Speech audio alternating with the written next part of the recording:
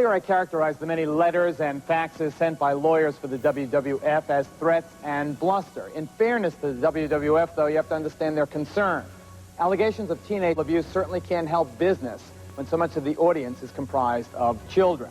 Ironically, although they did prevent us from running the Thomas Cole interview, the affidavit filed for that effect by Thomas Cole and his lawyers provides perhaps the best evidence of precisely the kind of abuse this young man experienced. I'll quote from it. The interviews contain graphic descriptions of sexual abuse I sustained between the ages of 13 and 19, most of it between the ages of 13 and 16. This abuse has left me emotionally scarred, end quote. There is also no doubt that this investigation has scarred the already controversial reputation of the WWF, and there is no lawyer on this planet that can stop me from saying that. That's it for now. I'm Harold. Salute, Figure Fours. We here today to talk about some disturbing news, man. Vince and his wife indicated in the Ring Boy scandal, guys. They ignored it. Ain't no way you gonna tell me they did not know what was going on. And today we're gonna talk about it and we're gonna prove it, guys. The truth for proof. So hit that like button, watch the intro, and we're gonna get straight back into it.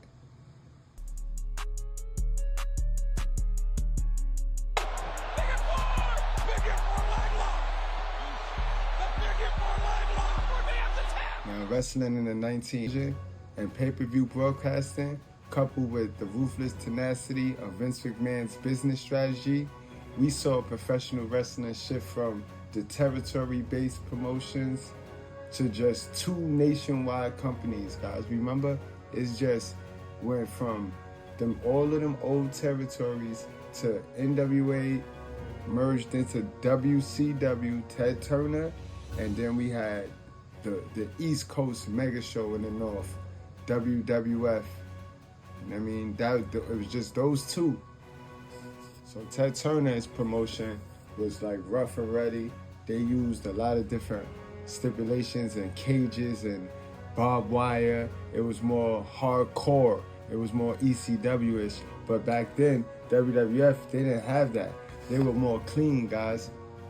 They had that little hokey hero, action hero against the super villain.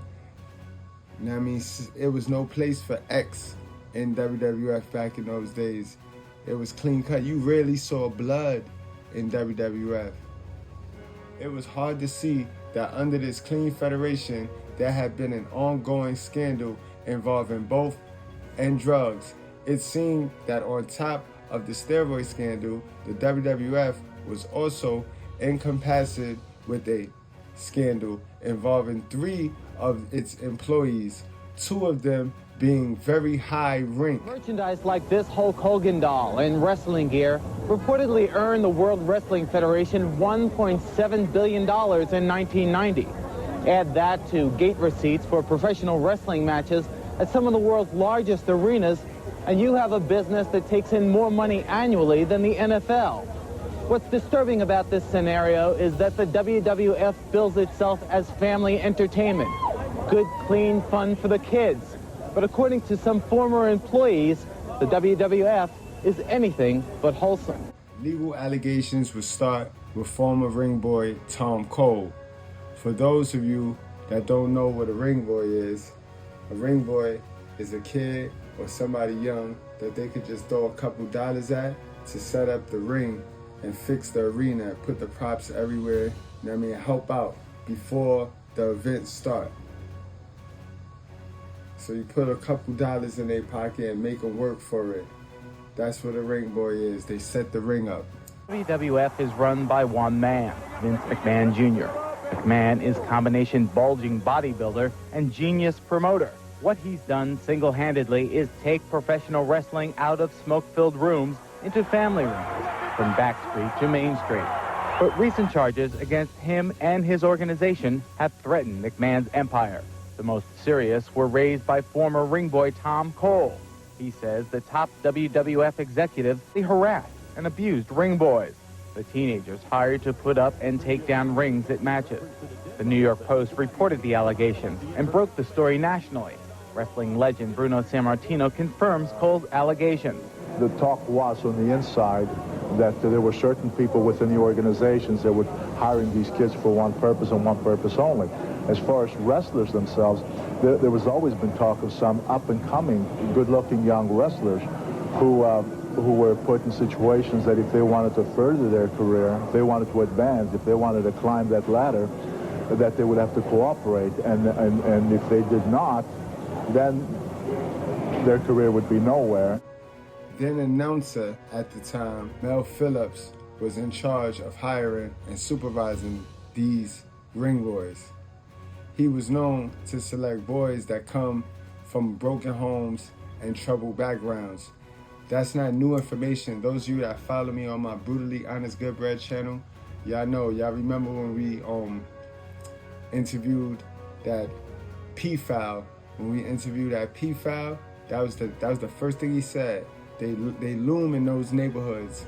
They wait and they see for the women that go on social media and the women that yell they don't need a man and they're single and they're strong and independent. They love those households.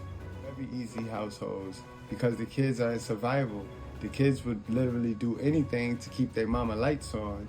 And somebody come up to you and say, hey, I'm gonna let you, you know that thing you see on TV, the wrestling thing you see on TV, you wanna set the ring up? So it's like, that's easy prey right there, guys. It was mentioned by various wrestlers that he also kept a journal of all the boys involved. Cole was an underage minor when he first started with the WWF.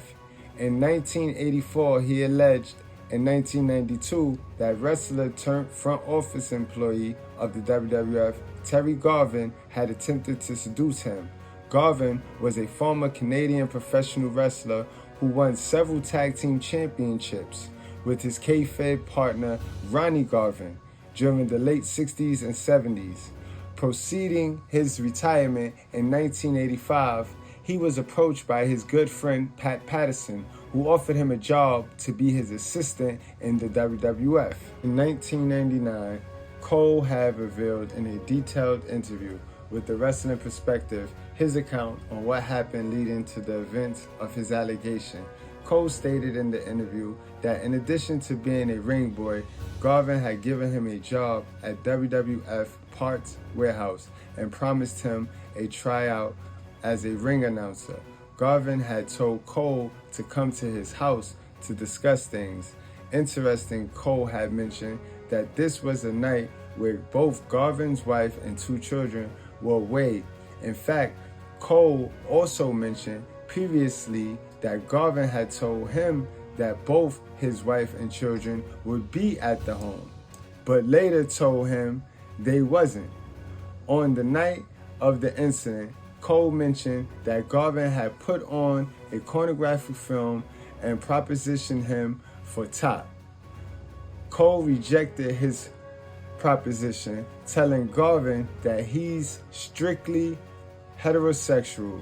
Consequently, for turning down the offer, Cole was forced out of the home and he had to spend a night in the park van outside. The next day, Garvin did not speak to Cole on the way to the warehouse and was later greeted by Phillips, who stated Garvin has decided he doesn't need you to work. Cole replied, "What do you mean? He's going to do it himself or get somebody else to do it?" After this, Cole later found out he had no job. Cole had also revealed in the interview that his hiree, Mel Phillips, was a little bit weird to work with, and he had a supposed foot fetish. He stated he used to have this thing where he played with your feet. He would wrestle you for 5 seconds, and then he'll pull your shoes off and start playing with your toes. When I was young, I wasn't thinking too much about it. Now I look at it, it's like, wow, that was a foot fetish. There's something wrong here. Once Cole was fired from the WWF, he told his story to Phil Munchnick of the New York Post and was looking to sue the WWF for harassment. The news had spread like wildfire, and as soon as the article was published, Cole was contacted by those working for both Geraldo and the Donahue Show to give his account of what had happened. Geraldo was set to air a program called Now It Could Be Told, Wrestling Ring of Vice.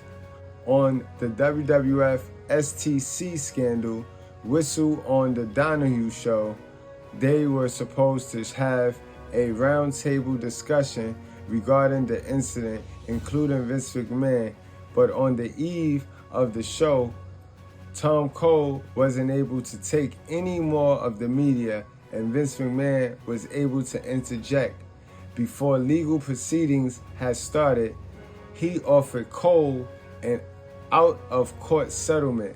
Cole settled for an alleged sum of $150,000, but from different sources, this amount varies from $50,000 to $70,000. Not only was Cole given money, but interestingly enough, his job was also given back to him due to this outer court settlement. The interview that involved Tom Cole and the Geraldo Show couldn't be aired, otherwise the WWF would interject and sue them. It's going to be a big part of the reason why Vince McMahon skated on by and why he got away with this for so long, because Cole and his flip-floppy behavior, because desperate times call for desperate measures. Barely more than a year later, Cole was fired again.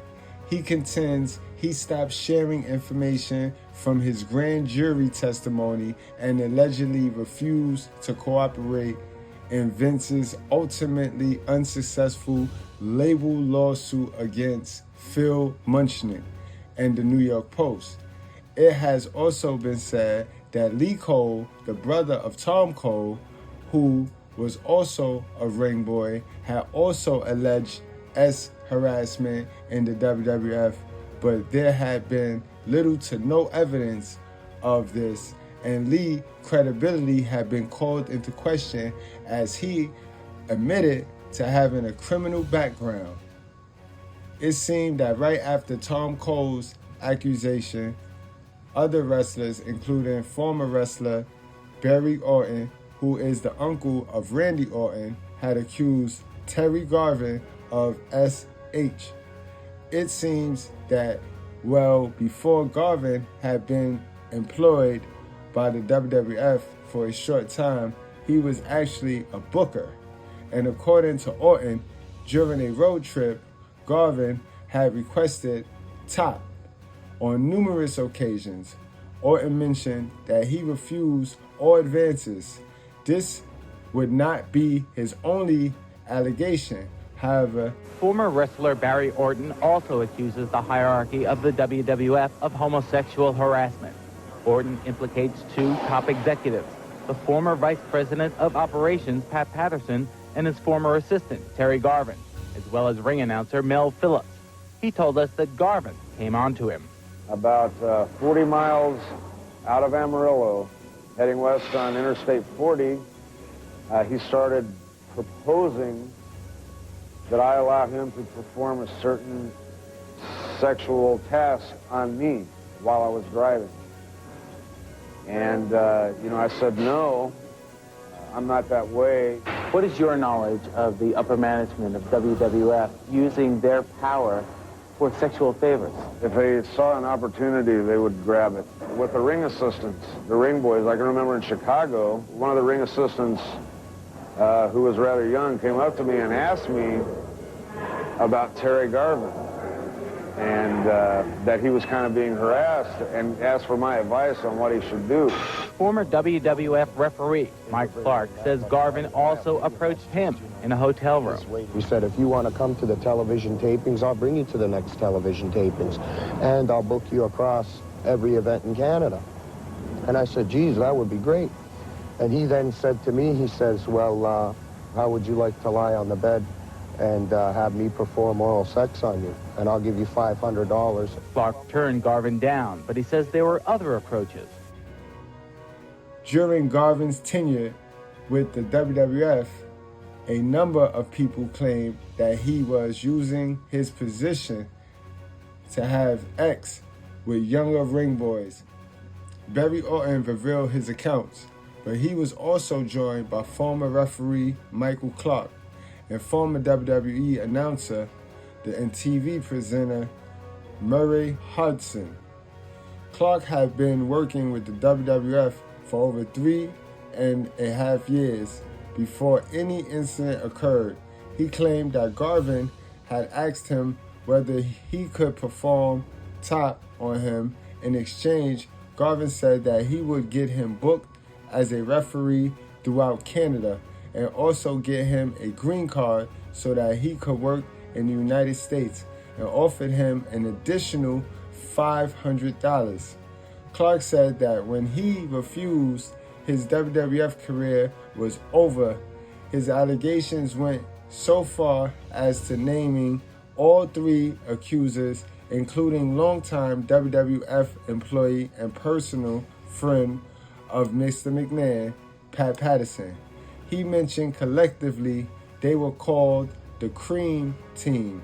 God, Jesus, yikes. A spin on the WWF Tag Team Champions at the time, who were Brutus the Barber Beefcake and Greg the Hammer Valentine. They were called the Dream Team. They said to me that you needed a green card to come to the United States to work. And the only way that was feasible was if you became a member of what they call the Cream Team. Cream Team?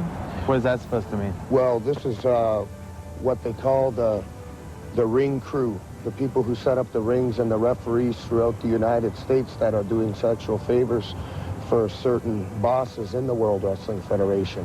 The bosses on top of this Cream Team business were Terry Garvin and Pat Patterson. They were the main two culprits with this Cream Team, the whole issue of hiring youngsters due to getting sexual favors. Clark also named Mel Phillips, calling him the sickest of the 3. One story in Allentown was that when you mentioned this Mel Phillips, I was told that when he was caught with a young boy in a car, they talked to this young boy and said, why are you allowing this? And he says, well, I get to go to all the TV tapings here in Allentown or Hamburg, both for free. I get to meet a lot of the wrestlers they introduced me to and even take pictures with a lot of them. You know, that's why. Hudson, on the other hand, was a former disc jockey based out of Detroit and was hired after a year-long search as a WWF announcer. He too made a similar allegation to Clark in that he was propositioned by not only Garvin but Pat Patterson. Also, he claimed when he refused to follow through Patterson's request, 2 weeks later he was fired. Since both Hudson and McMahon were able to attend the Donaghy show, they were able to interact with each other. Vince had explained to the public that Murray was primarily fired because he wasn't able to transition from radio to television. But it seemed that Murray was very confident in what he was saying and seemingly gave a good impression that he transitioned very well. The World Wrestling Federation has been accused of using a homosexual casting couch system for their wrestlers. There are also charges that top executives have taken young ring boys on the road with them as intimate companions. And allegations of being a requirement for job security have even come from wrestling announcers like Murray Hodson. In the main event, the Ultimate Warrior and Legion of Doom collide with The Undertaker and the Nasty Boys. I was fired in mid-August of '91, after I refused sexual advancement from Vince McMahon's buddy, the Vice President of Operations. Pat Patterson. Yeah. Tell me about that. What happened? We were at an event at the Worcester Arena, and he had come up to me and he said, "So you're the new guy. What do you taste like?" And I was really put back by it. And I told him that he had the wrong guy. And then he told me candidly that not if I wanted to keep my job with him, I didn't. And he kept his word. 2 weeks later, I was fired. I don't believe it! Referee Mike Clark worked for the WWF for 3.5 years. He also learned that his job depended on his sexual availability. Either you do it or you don't. Here's your job. You want to keep your job, you do it. If you don't want to keep your job, you don't do it. Did you ever ask anyone if the reason you were not working was because you didn't perform actual favors on Terry Garvin? Obviously, Terry Garvin or Pat Patterson or people of that nature who are, you know, second and third in command at Titan Sports are more important than a referee. So if, you know, something happened to me, I felt it the whole time that it was due to this, that I wasn't working anymore. I really don't know what to make of it. What's shocking about this situation is that despite his denial, on national television no less, McMahon knew what was going on. Why would I condone this kind of activity and risk this alleged kind of revenue? Because Vince, when they fired me, I told him in my meeting. I told him straight up, Vince, your vice president came on to me at the Worcester Arena. I know this is the reason why you're firing me. He cut me off abruptly. He didn't want to talk to me. He didn't want to address the issue. He felt I was just some little peon who was just going to get kicked under the rug like everybody else who didn't do what Vince McMahon wanted them to do. If people like me and people like everybody else who works in the wrestling business knows about this, the very first day I went to work full-time for the WWF back in '87, my boss told me, you know about Pat Patterson and Terry Garvin. You ever have a problem, come to me. He said to me.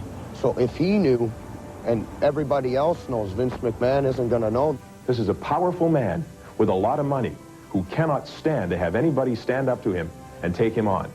We came to the WWF headquarters here in Stamford, Connecticut to try to speak with Vince McMahon about the allegations of abuse by his staff, but we were turned away by his security.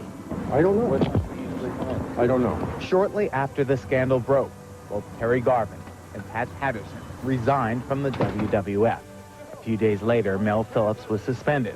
According to this press release, their resignations were not solicited and were accepted by the organization at their insistence. These resignations were made in an extraordinary show of loyalty by these employees to the company. Pat Patterson, Terry Garvin, and a few others, or I'm not sure exactly who they were, resigned from their actual posts at the World Wrestling Federation, who'd been there for a number of years. That reeks of guilt. Sources tell now they've heard both Garvin and Patterson say they are still working for the WWF, that the resignations are just for show. I would say that Pat Patterson, probably Garvin too, some way, shape, or form, they're still with the organization, still on the payroll. If I were to take an educated guess at what's going on, he's probably being paid under the table or somehow being reimbursed through another corporation or something, just like a smoke screen to satisfy the public that something has been done. We've made numerous attempts to talk with Patterson, Garvin, and Phillips over the phone and in person. Mr. Patterson, can you come speak to me, please? It's Craig Rivera from Now Can Be Told. They refuse to appear on camera or answer any questions. And so far, Vince McMahon has refused all invitations to respond to these charges. All while this is happening, Vince got that steroid trial looming over his head. So can you see why he turned a blind eye to this? You're not going to tell me Vince did not know this. Vince knew this. And the fact that he's going to tell us that this man waited 6 months. So you knew for 6 months. So it's not that what he's telling us is wrong and is going down in your business and in your company. It's the fact that he waited this long to say something. So that right there is definitely an admittance of guilt, and it's an admittance of knowings. And Linda McMahon gets dragged in this because she did the hiring and the firing. She the one that typed up the letters. She the one that allowed Mel Phillips to come back to get rehired and to get a slap on the wrist, and allow Pat Patterson to resign and then come back again, guys. Again, during this time, Vince McMahon must have been under immense pressure with both the steroids trial looming over him and allegations brought to him against his high-level employees. Vince himself will be placed back into the spotlight once again with allegations. WWF first female wrestler Rita Chatterton with a SA claim. Chatterton revealed on the Geraldo show that Vince had invited her into his limousine and promised her the world. He promised her $500,000. In fact, guys, we can get to that ourselves. You can hear it for yourself, guys. This is Rita Chatterton, also known as Rita Marie, the only woman referee in professional wrestling. But now Rita Marie needs a referee of her own for a different kind of bout with Vince McMahon himself. He promised me the world. You know, how are you going to feel the first time you walk down or past a newsstand and see your face on Time magazine? There's all kinds of money to be made here. You know, you're looking at like a $500,000 a year contract, and on and on and on. Rita Marie is the only player in the WWF scandal to level charges of sexual harassment directly at McMahon. And things started happening, you know, suddenly, you know, like I said, I'm refereeing in Madison Square Garden, I'm refereeing on television, I'm doing talk shows, TNT, which was Tuesday Night Titan, a interview talk show. He did a 4-page layout on me in the WWF magazine, and things were really starting to happen. But Rita Marie claims that catering to McMahon's sexual desires became a condition of her employment, beginning when she approached McMahon about getting more work. I got into the limo, and we started talking, and he started telling me that, yeah, he had really neglected doing something with my career, and it was really time that Rita Marie came to be. And the next thing I know, Vince unzipped his pants, and he took my hand, and he kept putting my hand on his penis. He started telling me that he knew I didn't have a job. I had left Frito-Lay because of him. He knew that I had a daughter, and that he could either make me or break me. The choice was mine. And he made me have oral sex with him.